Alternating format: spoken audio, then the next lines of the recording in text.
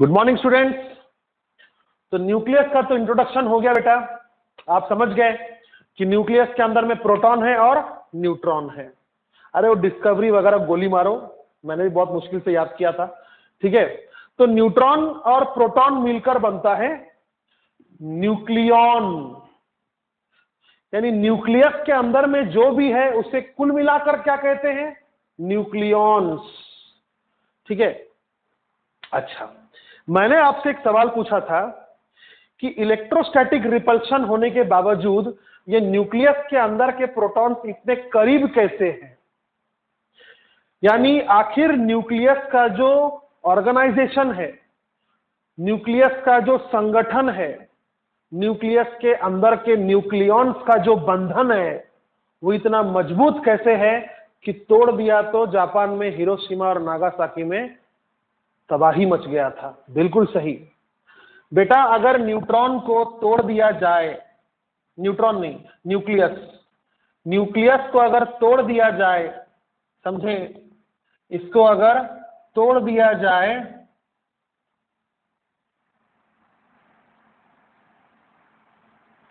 तो tremendous amount of energy निकलता है। ट्रिमेंडस,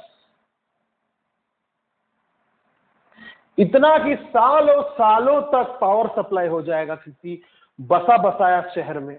सोचिए, यानी न्यूक्लियस के अंदर में क्या है? प्रोटॉन्स और न्यूक्लियॉन्स, कुल मिलाकर क्या बोलते हैं? न्यूक्लियॉन्स। न्यूक्लियॉन्स मतलब प्रोटॉन्स और न्यूट्रॉन्स। ये न्यूक्लियॉन्स इतने ज्यादा, इतने मजबूती से बंधे हुए हैं कि आप अगर इनको तोड़ दीजिएगा तो तबाही मच जाएगा। कैसे? कैसे? वही मेरा आपसे सवाल है कि कैसे, जब न्यूक्लियस के अंदर में दो प्रोटॉन के बीच में इलेक्ट्रोस्टैटिक रिपल्शन होना चाहिए, फिर इतने करीब कैसे है? तो बेटा ये तो क्वेश्चन बहुत चला लोगों के दिमाग में, बहुत पुरानी बात है, 90s की बात है, मतलब 90s नहीं 60s की बात है, 1960s, उससे भी पहले। क्या? देखिए, न्यूक्लियस का मास, टॉपिक का नाम क्या है बेटा? Binding energy of nucleus. यानी हम किसी बसा बसाया न्यूक्लियस को, हम किसी बसा बसाया बना बनाया न्यूक्लियस को कितना एनर्जी दें कि उसका न्यूक्लियॉन्स का बंधन टूट जाए, एक दूसरे से अनंत दूरी तक सेपरेशन हो जाए। नहीं समझे? अरे यार, बाइंडिंग एनर्जी का मतलब और कितनी बार बताऊं आपको? बाइंडिंग एनर्जी का नाम में बाइंडिंग है, जिसका मतलब होता है बंधन, लेकिन फिजिक्स में बाइंडिंग एनर्जी का मतलब होता है बंधन तोड़ना। बस हो गया। The minimum energy, the minimum energy required to separate all the nucleons of a nucleus from far away from each other. far away मतलब infinity, हाँ, from each other।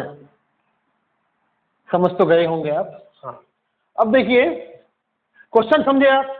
फिर से रिपीट करूं क्या? सिंपल सा क्वेश्चन है, देखिए। रुकिए, एक चिप्स पहले फाँक लेता हूं। हाँ सुनिए, दो प्रोटॉन के बीच में डिस्टेंस बहुत कम है, जितना कम डिस्टेंस उतना ज्यादा रिपल्सिव फोर्स, फिर इससे कम डिस्टेंस में टिके कैसे ये लोग? समझे? क्या है वो जो इनको बांध के रखा है? वो कौन सा फोर्स है, वो कौन सा एनर्जी है जो इनको बांध के रखा है? वो एनर्जी कहां से आया, कैसे उत्पन्न हुआ, ये हमको पढ़ना है। तो सुनिए ध्यान से, देखिए साइंटिस्ट लोगों ने क्या किया, साइंटिस्ट लोगों ने क्या किया, उनको पता था एक मास, एक न्यूट्रॉन का मास कितना है। मास ऑफ न्यूट्रॉन इज 1.6749, 10 डिजिट तक मालूम है उनको। Into 10⁻⁻27 kg। डेसिमल प्लेसेस में जितने डिजिट तक मालूम रहेगा उतना आपका एक्यूरेट आंसर आएगा ना। उनको पता है मास ऑफ प्रोटॉन कितना है, 1.672 इंटू 10⁻⁻27 kg। तो मास ऑफ न्यूक्लियस कितना होगा, कैपिटल M कैलकुलेटेड कितना होगा, मतलब न्यूक्लियस का मास कितना होगा।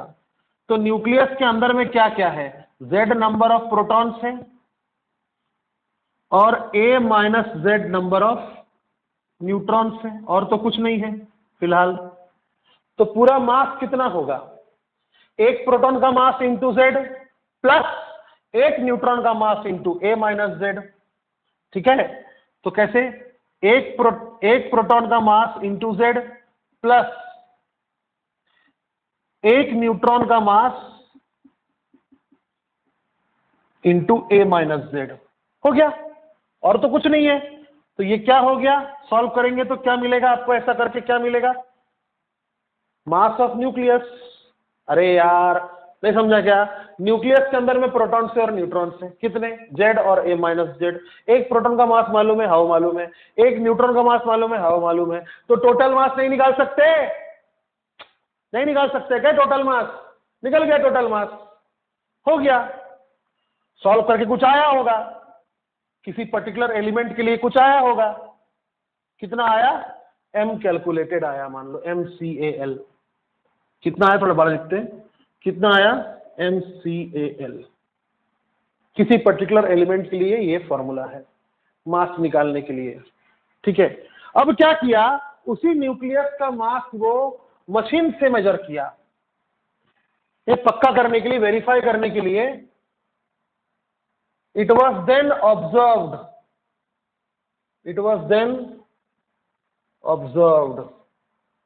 दे वेर शॉक्ड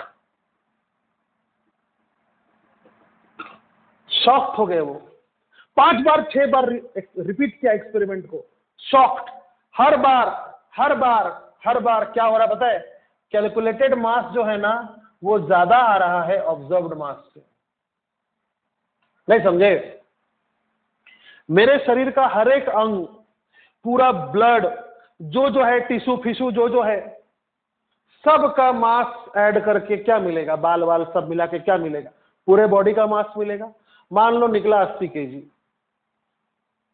ठीक है कम बताएगा जान दो, मान लो निकला 80 kg। अब तुमने मुझे ले जाकर वो नहीं क्या पैसे डाल के वजन करने वाला उस पर खड़ा किया, वहां निकल रहा 77 kg। 3 kg गया था, फिर से कैलकुलेट किया पूरा, फिर दूसरा मशीन पे रखा, कोई मशीन में गलती हुआ तो चला फिर से 3 kg का फर्क पड़ रहा है। जितनी बार कैलकुलेट कर रहा है, देखो calculate is theoretical, observe is practical. Calculate कर रहा तो ज्यादा आ रहा, ऑब्जर्व कर रहा तो कम आ रहा। भाई बंदा समझ गया कौन, आइंस्टाइन। बंदा समझ गया कौन, आइंस्टाइन।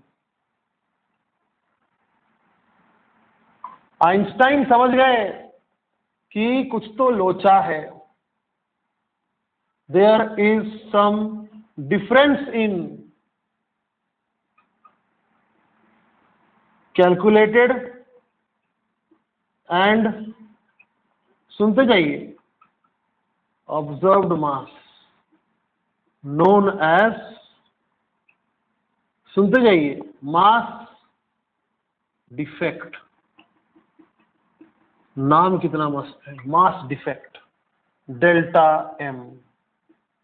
यानी किसी भी न्यूक्लियस का मास आप मेजर करोगे तो कुछ और आएगा, ऑब्जर्व करोगे कुछ और आएगा। क्यों, मतलब कैलकुलेट करने पर जो मास आ रहा है वो मास ऑब्जर्व करने पर है ही नहीं, कहां गया वो मास। जो मास कैलकुलेट करने पर आना चाहिए ऑब्जर्व करने पर भी तो आना चाहिए, वो मास, उतना मास कहां गया। तो आइंस्टाइन साहब का कहना था कि वो मास एनर्जी में कन्वर्ट हो गया है। बाप रे बाप, क्या क्या बोलते हैं ये लोग, सोचिए। यानी मास, उनको पता था एक बात कि मास को आप एनर्जी में कन्वर्ट कर सकते हैं। अरे मुझे आप एनर्जी में कन्वर्ट नहीं कर सकते, लाइट के स्पीड से अगर कोई मास जा रहा है तो उसका एनर्जी एक इक्विवेलेंट होता है। समझ में आया? मास एनर्जी में कन्वर्ट हो गया है, एनर्जी मास में कन्वर्ट हो गया है। वो समझते थे पहले से, वरना इस ब्रह्मांड का सृष्टि नहीं होता। सोचिए, एक जमाना था, एक टाइम था, आज से अरबों अरबों अरबों अरबों अरबों अरबों अरबों अरबों साल पहले, जब एक भी मैटर नहीं था, एक भी तारा नहीं था। आज भी तारा जन्म ले रहा है। इसका मतलब एक समय जरूर ऐसा था जब एक भी तारा नहीं था, तो तब क्या था? एनर्जी था। वो एनर्जी मैटर बना। तो मैटर से भी एनर्जी बन सकता है। तो उन्होंने समझ गए, जितना मास नहीं है न्यूक्लियस में, न्यूक्लियस में जितना मास उसको नहीं दिख रहा है, मास नहीं दिख रहा है, एक्चुअली में वो गया कहां? उतना मास एनर्जी बन के न्यूक्लियॉन्स को बांध के रखा हुआ है। कितना प्यार है देखिए, यानी खुद ही को कुर्बान कर दिया है, खुद ही को बांध के रखने के लिए। समझ रहे हैं आप? मानना पड़ेगा, ये है भगवान का नियम। तो इन्होंने कहा this mass defect is actually in form of present in form of energy known as binding energy। आया समझ में? और इन्होंने बोला कि कितना मास का कितना एनर्जी बन सकता है। यानी टॉपिक का नाम क्या है? कहां लिखे? यहां लिखते हैं, शॉक्ट यहां लिख देते हैं। टॉपिक का नाम है एनर्जी मास रिलेशन। ये टॉपिक का नाम है, एनर्जी मास रिलेशन। तो क्या है आइंस्टाइन का एनर्जी मास रिलेशन? क्या है ना भाई? Delta M into C square अगर कर दिया जाए तो उतना एनर्जी होगा डेल्टा एम का। Energy that can be converted by delta M mass is given by delta M into C square. समझ में आया? यानी कोई भी mass into C square is the equivalent mass of that, sorry equivalent energy of उतना mass. तो हमारा कितना मास गायब है? हमारा मतलब मेरा नहीं, मेरा कुछ गायब नहीं है। न्यूक्लियस का कितना मास गायब है? Delta M. क्या कहते हैं उसे? Mass defect. तो उतना मास का एनर्जी बन जाएगा। तो कितना होगा? Energy is equal to delta M C square. आया बात समझ में? तो ये एनर्जी जो है वो क्या है एक्चुअली में? बाइंडिंग एनर्जी है। यानी इन्होंने रिलेशन क्या दिया था? Energy is equal to M C square.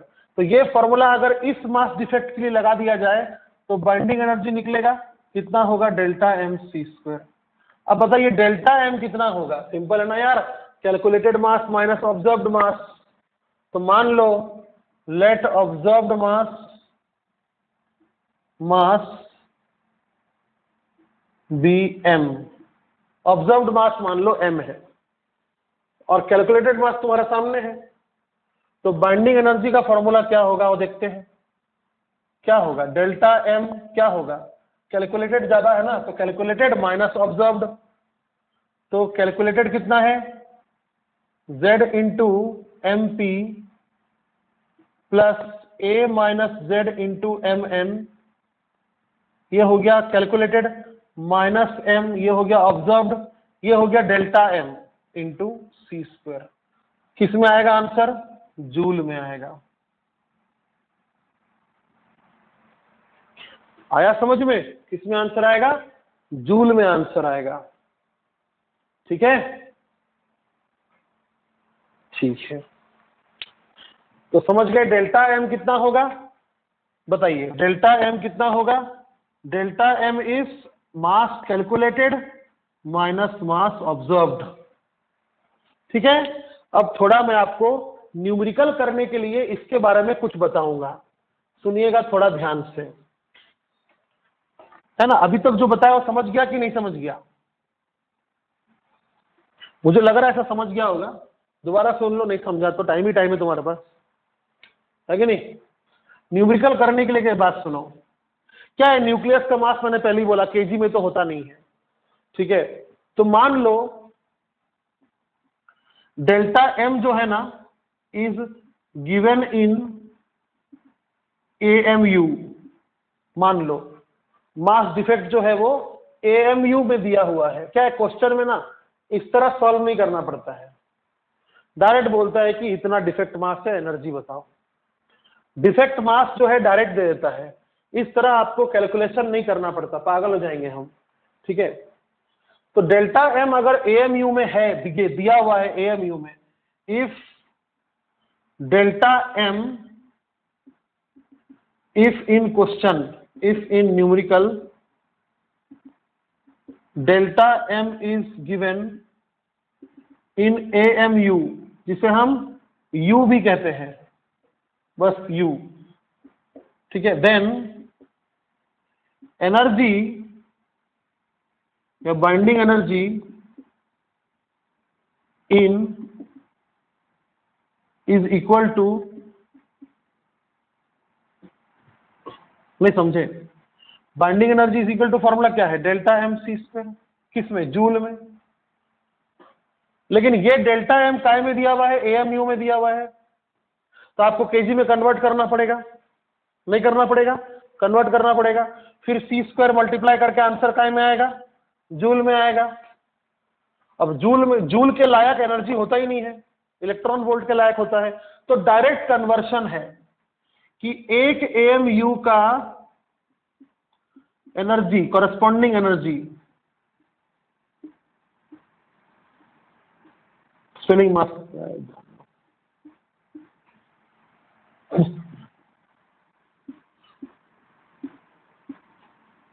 Corresponding energy कितना होगा पता है, direct 931.2 mega electron volt. Sir कुछ नहीं समझा, मुझे पता है आपको नहीं समझा, मैं बता रहा हूं सुनो। क्वेश्चन में क्या दिया रहेगा, डेल्टा एम दिया रहेगा, मान लो केजी में नहीं दिया रहेगा, AMU में दिया रहेगा। तो तुम क्या करोगे, उस AMU को कन्वर्ट करोगे केजी में। सिखाया था सेशन 1 में कि AMU को आप केजी में कन्वर्ट करोगे, यहां लिखोगे। फॉर एग्जाम्पल, मैं आपको एग्जाम्पल समझा दे रहा हूं। मान लो क्वेश्चन है कि 1.00048 AMU is the mass defect, is the mass defect, find Q value. हाँ, बाइंडिंग एनर्जी को कभी कभी Q वैल्यू भी कहते हैं। ठीक है, बाइंडिंग एनर्जी, वैसे Q वैल्यू कुछ और है, बट मान लीजिए फाइंड बाइंडिंग एनर्जी। तो आप क्या करोगे, लिखोगे binding energy is equal to delta M into C square. आप डेल्टा एम में क्या लिखोगे, ये 1.00048 इंटू 1.66 इंटू 10⁻⁻27 लिखोगे,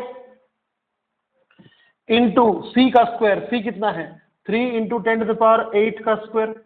अब ये क्या चीज कौन किस में आएगा, ये जूल में आएगा। तुमको बोल रहा है इलेक्ट्रॉन वोल्ट में बताओ, इलेक्ट्रॉन वोल्ट में बताओ, तो तुम क्या करेगा, इसको चार्ज ऑफ इलेक्ट्रॉन से डिवाइड करेगा, 1.6 10⁻⁻19 तो आएगा वो इलेक्ट्रॉन वोल्ट में। समझ में आया, समझ में आया। फिर अगर मान लो तुमने इसको 10⁻6 से डिवाइड कर दिया, 10⁻6 से डिवाइड कर दिया, तो क्या में आएगा, मेगा इलेक्ट्रॉन वोल्ट। समझ में आया, समझ में आया, क्या में आएगा, मेगा इलेक्ट्रॉन वोल्ट। तो ये जो है ना, ये यहां से लेकर ये सब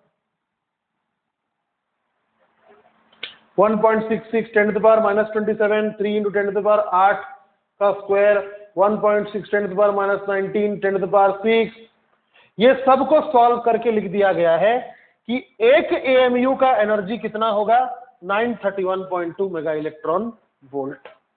अब तुमको मान लो क्वेश्चन में दिया है 1.0048 AMU, तो फाइंड इट्स बाइंडिंग एनर्जी। तो डायरेक्ट 1.00400048 इंटू 931.2, लेकिन आंसर काय में आएगा, मेगा इलेक्ट्रॉन वोल्ट। समझ में आया, आया समझ में। तो टॉपिक का नाम था बाइंडिंग एनर्जी ऑफ न्यूक्लियस। खत्म नहीं हुआ, ये सिंपल है, छोटा है। मैं थोड़ा सा रिपीट कर देता हूं। तो मैंने आपसे क्वेश्चन पूछा था कि किसी भी न्यूक्लियस के अंदर में प्रोटॉन्स इतने नजदीक कैसे हैं, जबकि उनके बीच में इलेक्ट्रोस्टैटिक रिपल्शन जबरदस्त होना चाहिए था, है कि नहीं? तो कैसे हैं, इतने नजदीक कैसे हैं, कैसे हैं? तो पता किया गया कि न्यूक्लियस का जितना मास कैलकुलेट करके आता है, न्यूक्लियस का जितना मास कैलकुलेट करके आता है, जैसे मान लीजिए सोडियम के पास 11 प्रोटॉन है और 12 न्यूट्रॉन है, तो एक प्रोटॉन का मास मालूम है आपको और एक न्यूट्रॉन का भी मास मालूम है आपको। तो mass of 1 proton into 11 plus mass of 1 neutron into 12 will give you total mass of nucleus of sodium atom. अब आप इसको जब ऑब्जर्व करोगे, जब इसको आप मशीन से मेजर करोगे तो पता चलेगा कि यार कम आ रहा है, तो आप कंफ्यूज हो जाओगे कि कैलकुलेट किया तो ज्यादा आया, ऑब्जर्व किया तो कम आया, गया कहां? तो कहां गया? क्या कहते हैं इस डिफरेंस को? क्या कहते हैं? Mass defect. यानी जितना मास न्यूक्लियस में कैलकुलेट करने से आ रहा है लेकिन ऑब्जर्व करने से नहीं आ रहा है, मतलब एक्चुअली में वो है नहीं, उतना मास एक्चुअली में मास के रूप में है ही नहीं। तो आइंस्टाइन ने समझा कि मास तो एनर्जी के टर्म्स में भी कन्वर्ट हो सकता है, समझे? तो इसका मतलब ये नहीं कि आप मुझे एनर्जी बना दोगे, समझे?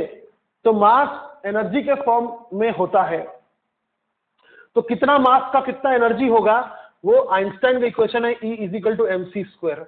तो हमें जानना है कि जितना मास डिफेक्ट है उसका एनर्जी कितना होगा, तो बाइंडिंग एनर्जी होगा और उसका फॉर्मूला है डेल्टा mc²। यानी डेल्टा m यानी जो मास न्यूक्लियस के अंदर में नहीं है उतना मास का जितना एनर्जी है वो एनर्जी न्यूक्लियॉन्स को बांध के रखा हुआ है। इसलिए डेल्टा mc² का मीनिंग क्या है? Binding energy. और बाइंडिंग एनर्जी का डेफिनेशन क्या है? The minimum energy required to separate all the nucleons of a nucleus far away from each other. समझ में आया? ठीक है, समझ में आया। फिर लास्ट में मैंने आपको बोला कि मास डिफेक्ट अगर क्वेश्चन में यूजुअली केजी में नहीं एएमयू में दिया रहता है तो आप डायरेक्ट जान सकते हैं कि इतना एएमयू मतलब कितना एनर्जी। कैसे? इससे मल्टीप्लाई करके। आंसर का यूनिट क्या आएगा? 931 मेगा इलेक्ट्रॉन वोल्ट। समझ में आया?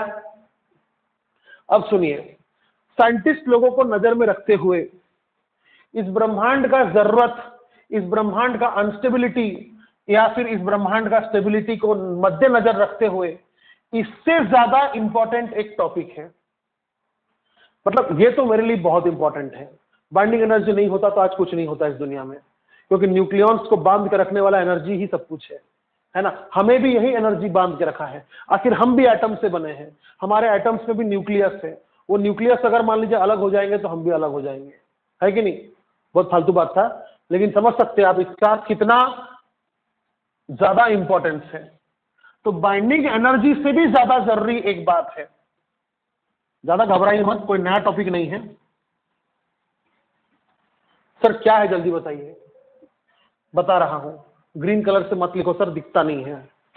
बात सही है जरा।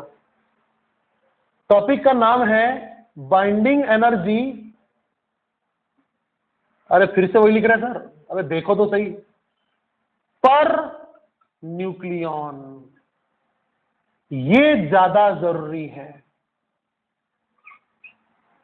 बहुत सिंपल है, बहुत सिंपल है। देखो तुम्हारे पास मान लो सोडियम है, सर बार बार सोडियम की एग्जांपल लेते क्योंकि इसी का मेरे को ना मास नंबर एटॉमिक नंबर याद है, बाकी का भूल गया मैं थोड़ा बहुत। तो सोडियम मान, इसके पास कितने न्यूक्लियॉन्स है? 23 न्यूक्लियॉन्स है ना? इसके पास 23 न्यूक्लियॉन्स है। तो इन 23 न्यूक्लियॉन्स को बांध के रखने के लिए टोटल एनर्जी कितना है? डेल्टा एम सोडियम का, डेल्टा एम सोडियम एटम का, जो भी होगा सोडियम न्यूक्लियस का, इंटू C²। क्या बोलते हैं? सोडियम न्यूक्लियस का जितना भी डेल्टा एम होगा इंटू C² क्या होगा? Binding energy of sodium nucleus. Okay, तो ये एनर्जी इन 23 न्यूक्लियॉन्स को बांध के रखा है। तो क्या मैं बोल सकता हूं कि ये एनर्जी इन 23 न्यूक्लियॉन्स में डिस्ट्रीब्यूटेड है? बोल सकता हूं ना, मैं ऐसा बोल सकता हूं कि binding energy is equally distributed among all nucleons. यानी ये 23 के 23 न्यूक्लियॉन्स के पास ये बाइंडिंग एनर्जी होगा, तो एक के पास कितना होगा, टोटल बटा 23। समझ में आया?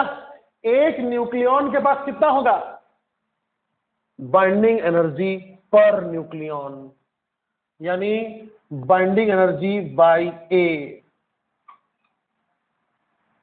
बाइंडिंग एनर्जी बाई ए।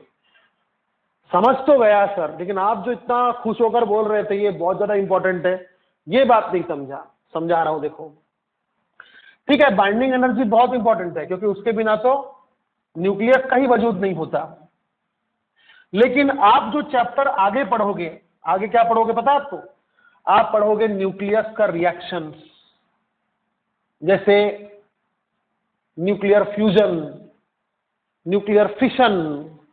अभी तुम सुने हो कि तारा वारा कैसे जन्म लेता है, तो छोटे छोटे न्यूक्लियस जुड़ जाते हैं, बड़ा न्यूक्लियस बनता है, फिर वो और किसी छोटे न्यूक्लियस से जुड़ता है तो और बड़ा बनता है, फिर और बड़ा बनता है, फिर और बड़ा बनता है, फिर बहुत बड़ा बन जाता है। और इस प्रोसेस में इतनी एनर्जी निकलती है कि वो आज तारा है, मतलब जलता हुआ गैस का गोला है। तो ये एनर्जी आ कहां से रहा है? न्यूक्लियर फ्यूजन रिएक्शन से। आखिर न्यूक्लियस का फ्यूजन होने से इतना एनर्जी क्यों निकल रहा है? आखिर वो फ्यूजन क्यों कर रहे हैं? क्या वो बिना फ्यूजन किए रह नहीं सकते? नहीं रह सकते। कोई न्यूक्लियस अगर टूट रहा है तो हम क्या उसको हथौड़े से तोड़ रहे हैं? क्या हम उसमें कोई H2SO4 का केमिकल डाल दे रहे कि टूट जा रहा है? नहीं, वो टूटना चाहता है, वो टूटना चाहता है। तुम थोड़ा सा छेड़ो वो टूट जाएगा, वो टूटना चाहता है। तो वो क्यों टूटना चाहता है? कौन ज्यादा टूटना चाहता है, कौन कम टूटना चाहता है? कौन ज्यादा किसी से जुड़ना चाहता है और कौन किसी से कम जुड़ना चाहता है? मतलब न्यूक्लियर फिशन कौन कितना चाहता है करना, न्यूक्लियर फ्यूजन कौन कितना चाहता है करना। तुम ये भी सुने होगे कि किसी भी न्यूक्लियस से अल्फा पार्टिकल निकलता है, बीटा पार्टिकल निकलता है, गामा रेडिएशंस निकलता है, इसको रेडियो एक्टिविटी बोलते हैं। तुम रेडियम स्टिकर चिपकाते हो, उसको सनलाइट दो, ट्यूबलाइट दो, वो चिपक जाता है और फिर बाद में वो जलता है। तो क्या हो रहा है? उसका न्यूक्लियस डिकम्पोज हो रहा है, उसका न्यूक्लियस डीके हो रहा है, उसमें रेडियो एक्टिविटी फिनोमिनन हो रही है या हो रहा है। तो कौन सा न्यूक्लियस कितना रेडियो एक्टिविटी दिखाएगा, कौन सा न्यूक्लियस में फिशन कितना होगा, फ्यूजन कितना होगा, कौन कितना चाहता है, ये टोटली किस बात पर डिपेंडेंट है पता है? कौन कितना स्टेबल है। जो जितना स्टेबल है उसे कोई मतलब नहीं है इन फिशन फ्यूजन से, उसे कोई मतलब नहीं है इन रेडियो एक्टिविटी नेचर से। वो बिंदास अपना भात दाल खा के सोए रहेगा। क्या समझे? लेकिन जो जितना अनस्टेबल है, आखिर एक छोटा न्यूक्लियस बड़ा क्यों होता है? मतलब छोटा और छोटा मिलकर बड़ा न्यूक्लियस क्यों बनना चाहता है? तारे क्यों जन्म ले रहे हैं, वो क्यों मर जा रहे हैं? सुने हैं ना, हर तारे का लाइफ होता है, समझ रहे हैं आप? तो आखिर ये छोटे छोटे न्यूक्लियस बड़े न्यूक्लियस क्यों बन रहे हैं? यानी मिलकर, ग्रोथ नहीं हो रहा उनमें, लेकिन मिलकर बड़े क्यों बन रहे हैं? बड़ा ज्यादा स्टेबल है एज कंपेयर टू जब वो छोटे थे, बट अभी भी उनका स्टेबिलिटी प्राप्त नहीं हुआ है, अभी भी वो अनस्टेबल है। तो न्यूक्लियर फ्यूजन कंटिन्यू रहेगा, वो और बड़ा बनेगा, वो और बड़ा बनेगा, वो और बड़ा बनेगा। है इसका लिमिट, इसका लिमिट है, बट आप तो समझ रहे होंगे उसी लिमिट पर तारे मर जाते होंगे, क्योंकि न्यूक्लियर फ्यूजन होने से उसमें से एनर्जी निकलता है और तभी तारा तारा कहलाता है, तभी एक स्टार स्टार कहलाता है। अगर स्टार से एनर्जी ही नहीं निकल रहा, स्टार गर्म ही नहीं है, तो स्टार स्टार कैसे कहलाएगा? डेड स्टार कहलाएगा। समझ में आ रहा आपको? तो ये टोटली डिपेंडेंट है इस बात पे कि न्यूक्लियस कितना स्टेबल है। तो टॉपिक का नाम है न्यूक्लियर स्टेबिलिटी। बहुत भयानक पीएचडी करने वाले हम लोग इस पे, बस सिंपल सा बात सुनिए कि अगर हम एक ग्राफ बनाएंगे किसका किसका, बाइंडिंग एनर्जी पर न्यूक्लियन और मास नंबर का वर्सेस, यानी हमने मान लीजिए हाइड्रोजन लिया, फिर हीलियम लिया, फिर लिथियम लिया, बेरिलियम, बोरॉन, इस तरह से लिया मान लीजिए। तो जैसे जैसे हम पीरियोडिक टेबल में आगे बढ़ेंगे with increasing mass number, not atomic number, with increasing mass number हम जैसे जैसे आगे बढ़ेंगे तो किसी पर्टिकुलर न्यूक्लियस में जितने भी न्यूक्लियॉन्स हैं उनको, उनमें से एक न्यूक्लियॉन को कितना एनर्जी मिल रहा है उसका ग्राफ है। थोड़ा सा फ्लो ठीक से नहीं हो पाया तो आप कंफ्यूज हो गए होंगे, सुनिए ध्यान से। जैसे मान लीजिए हाइड्रोजन, इसके पास हाइड्रोजन मान लीजिए प्रोटॉन ले लीजिए, मतलब हाइड्रोजन पहला आइसोटोप प्रोटियम, इसके पास एक प्रोटॉन है बस, फिर दूसरा एक प्रोटॉन एक न्यूट्रॉन है, फिर तीसरा एक प्रोटॉन दो न्यूट्रॉन है, यह हाइड्रोजन का फैमिली हो गया। मतलब इतना आइसोटोप्स फिलहाल प्रचलित है। फिर मान लीजिए आपने हीलियम ले लिया, फिर मान लीजिए आपने लिथियम ले लिया, फिर बेरिलियम ले लिया, तो ये क्या है, H1 है, ये क्या है, H2 है, ये क्या है, H3 है, ये तीनों हाइड्रोजन का आइसोटोप्स है। तो मैं क्या बोल रहा हूं, इसके पास जो भी बाइंडिंग एनर्जी होगा वो तो एक प्रोटॉन अकेला खड़ा होगा, अकेला संतान, अकेला वारिस। अब इसके पास जो बाइंडिंग एनर्जी होगा वो उतना ही नहीं होगा जितना इसके पास होगा, नहीं उतना ही नहीं होगा, क्योंकि बाइंडिंग एनर्जी का फॉर्मूला याद कीजिए, इट इज कैलकुलेटेड मास कितना है, a minus Z into mass of neutron plus Z into mass of proton minus m into C square. तो इसका a और z अलग अलग है इससे, इसलिए सबका बाइंडिंग एनर्जी टोटल अलग अलग आएगा। इसके पास टोटल अलग होगा, इसके पास टोटल अलग होगा, इसके पास टोटल अलग होगा, सबके पास टोटल अलग होगा। अब ये अकेला खाएगा पूरा। अब यहां पर 2 जन है तो 2 जन खाएंगे, यहां पर 3 जन है तो 3 जन खाएंगे, तो बंटवारा हो रहा है। तो एक न्यूक्लियॉन को कितना मिल रहा है वो हम रखेंगे y एक्सिस में, एक न्यूक्लियॉन को कितना मिल रहा है वो हम रखेंगे y एक्सिस में, और इस तरह से सभी को कितना कितना कितना कितना मिल रहा है वो हम रखेंगे x एक्सिस में, मतलब मास नंबर। तो ग्राफ कुछ उतार चढ़ाव के साथ रहेगा, ऐसा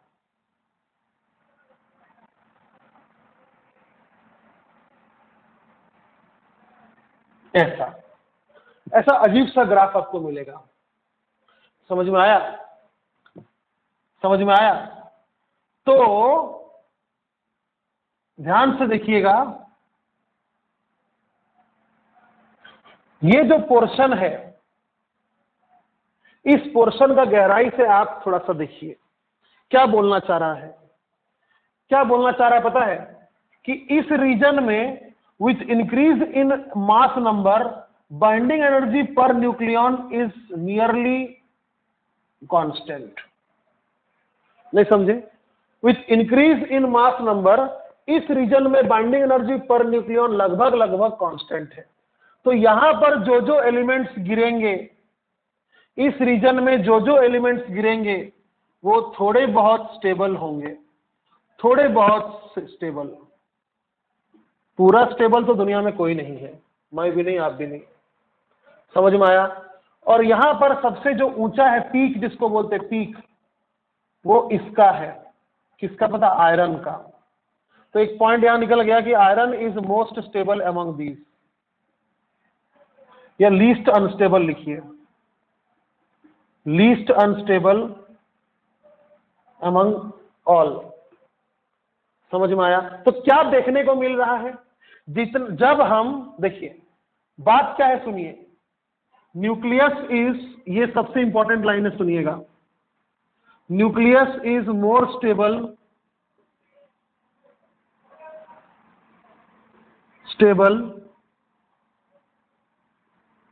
if binding energy per nucleon is more. यानी एक न्यूक्लियन को जितना ज्यादा बाइंडिंग एनर्जी मिलेगा, ध्यान से सुनिएगा, मैं इतना आपका दिमाग इसीलिए खराब कर रहा हूं क्योंकि बच्चे कंफ्यूज हो जाते हैं। बाइंडिंग एनर्जी पर न्यूक्लियन और बाइंडिंग एनर्जी, इन बातों को लेकर कंफ्यूज हो जाते हैं। तो सुनिएगा ध्यान से, we are not talking about binding energy, we are talking about the binding energy shared among all, और एक को कितना मिला। तो बाइंडिंग एनर्जी एक न्यूक्लियन को जितना मिलता है, वो जिसका ज्यादा होगा वो स्टेबल ज्यादा होगा। तो आप क्या देख रहे हैं कि लोअर जो मास नंबर है, यहां पर जो लोअर मास नंबर है, यानी जिसका मास नंबर 30 से कम है, समझे, ये मान लीजिए 30 है, 30 से कम है जिसका मास, और जिसका मास 170 से ज्यादा है, इस रीजन में और इस रीजन में बाइंडिंग एनर्जी पर न्यूक्लियन कम है उनके लिए। देखिए ध्यान से, 30 से कम वाले और 170 से ज्यादा वाला जो बाइंडिंग एनर्जी पर न्यूक्लियन है, ग्राफ नीचे है काफी, आयरन के लिए कितना ज्यादा है देखिए, समझ में आया। तो इसका मतलब ये हुआ कि एटॉमिक नंबर 30 से ज्यादा और 170 से कम थोड़ा बहुत स्टेबल होगा, लेकिन एटॉमिक नंबर 30 से कम और एटॉमिक नंबर 170 से ज्यादा आर नॉट स्टेबल। तो ये है वो छोटे छोटे न्यूक्लियस जो दूसरे छोटे न्यूक्लियस से जुड़कर एक बड़ा न्यूक्लियस बनाएगा, फिर भी चेन नहीं आएगा। वो और दूसरे छोटे न्यूक्लियस से मिलकर और बड़ा बनेगा, फिर भी चेन नहीं मिलेगा। तो जितना बड़ा बड़ा बड़ा बड़ा बनेगा, उतना ज्यादा बाइंडिंग एनर्जी पर न्यूक्लियन बढ़ेगा। But there is a limit, after 170 the graph again falls down.